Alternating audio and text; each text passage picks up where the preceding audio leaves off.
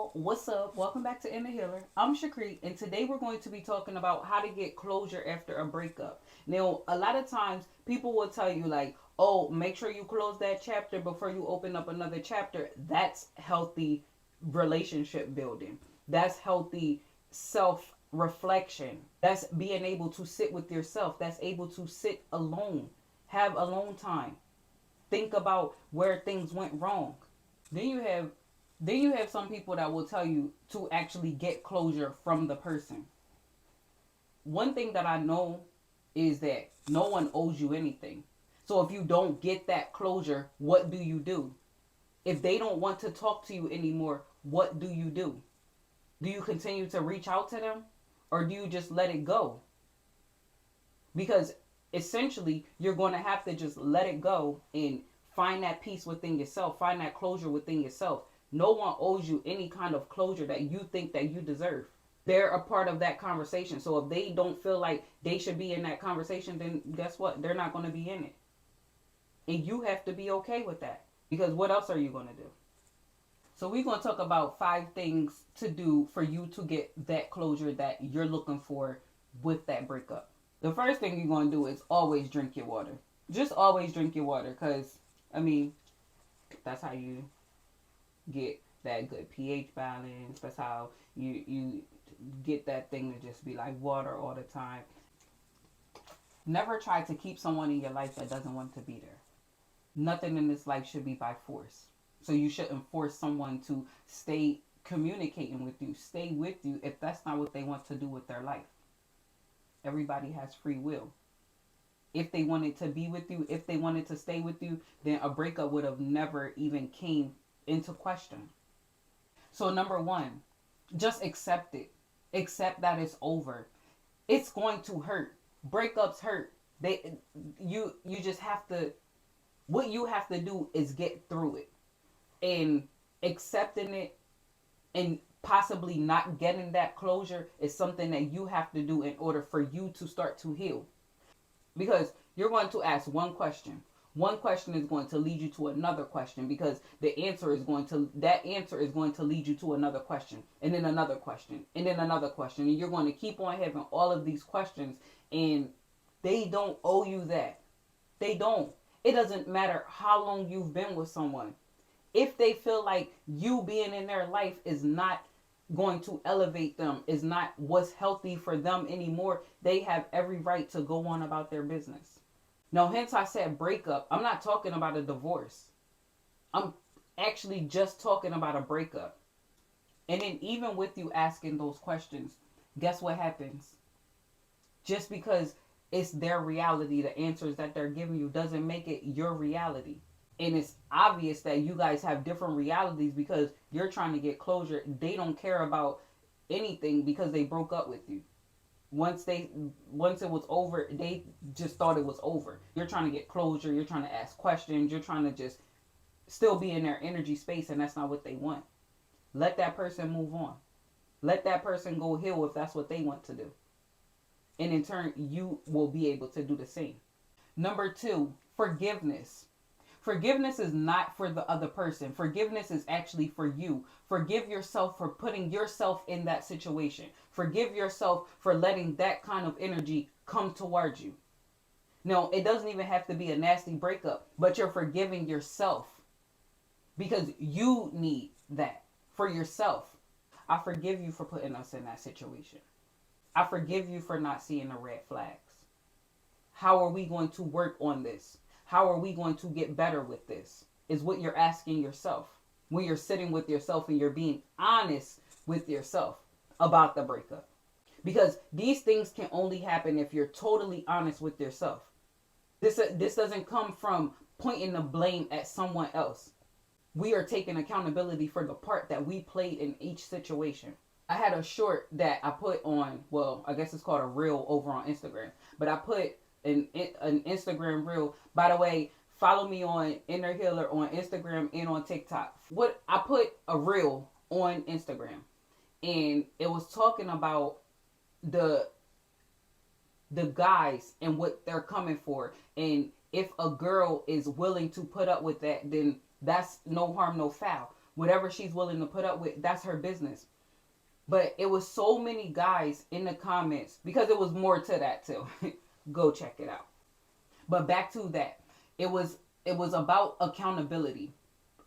One conversation that I was having in the comment section, and it was about accountability. And the guy said to me, I don't have to take accountability for anything because she's the one that cheated. But listen to that. You don't have to take accountability for anything. Did you ever sit down and talk to her and see what were the reasons why she would even think to step out? First of all, she's wrong. Like I told him, I never denied the fact that she was wrong. But the fact that he said he played no parts in it. He said he went to work every day. He was rearing the children while she was out cheating. So you're taking care of the children. You got her living in your house cheating. She's not helping you take care of the children. You're going to work every day. And you telling me that you don't have anything to be accountable for.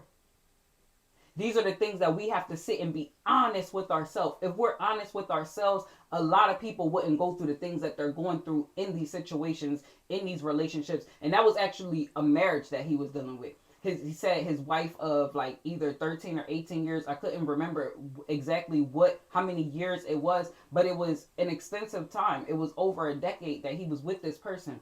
So that just brings into accountability and forgiving yourself. Forgive yourself for putting yourself in that situation. Forgive yourself for, and I remember saying to him something about like, how was she? Something along those lines. And he said to me that he saw the red flags, but he continued on. He pursued her. So I said, well, you do have some accountability. And some people just don't want to take accountability. Some people don't want to be honest with themselves. So that when the forgiveness comes, you're forgiving yourself for things that honestly happen. Not forgiving yourself for things that's just going on in your head. Being delusional. Number 3, deal with the emotions. Let them flow. If you have to cry, if you have to scream, if you have to shout, do that in the privacy of your own home. Do it. Let it out. Crying is actually good for the soul. Journal about it. If you have to speak with someone about it. Remember to break that soul tie also. Check out our video on how to break a soul tie, how to spot a soul tie. And that will give you insight on how to deal with the situation that you're dealing with. Because if you were intimate with them, then you have a soul tie to them. Your souls are attached to each other.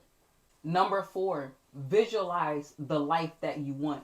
Visualize yourself in a better situation where you're not harping on this breakup.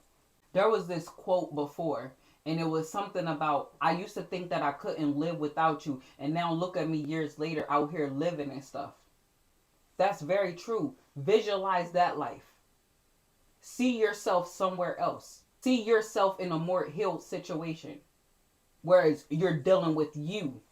You're able to heal the part of needing acceptance. Because when you're trying to get closure, you're trying to see where it went wrong. You're trying to see how can you fix it possibly. If someone wants to talk to you, they will contact you. People make time for who they want to make time for. If they're not making time to call you and talk to you and let you know like, hey, this is why we broke up. This is why we didn't last. This is what I see myself doing and I don't see you in that equation. If that conversation didn't happen and they're the ones that cut you off, let bygones be bygones. Go do you. Go tell your journal about it.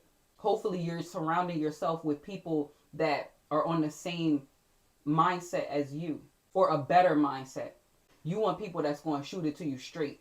Not someone that's going to tell you, yeah, girl, you need to call him. You need to see what's going on. No. Call him for what? If he wanted to talk, he would have called you. Get around encouragers. Get around people who speak life into you. Don't be around people that's going to put you in a messed up situation. Call them. Call them for what? What is there to talk about? You want to know why he doesn't want you anymore?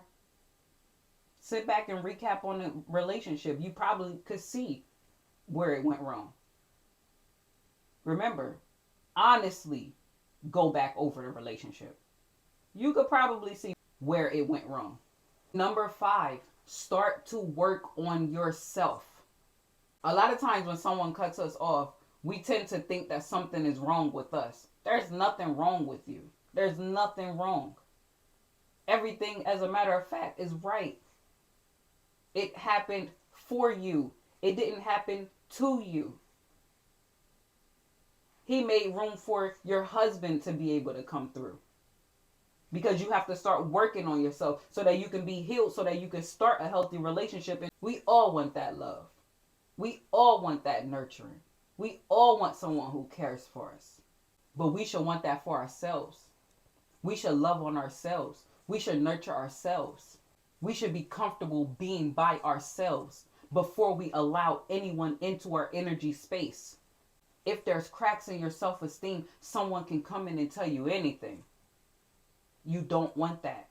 You want to be able to make sound decisions while being in your right mind, not someone else's mind thinking for you. So continue to work on yourself. Continue to heal the parts that you need healing. A lot of people are scared to go here. Go back to your childhood, because that's where a lot of the trauma comes from. A lot of people aren't able to go back into their childhood. So I'm not saying this for everyone. If your childhood is a very traumatic place, that's not somewhere where you should go. You have to do what works for you. And in working on yourself, only you know how you can better assist yourself.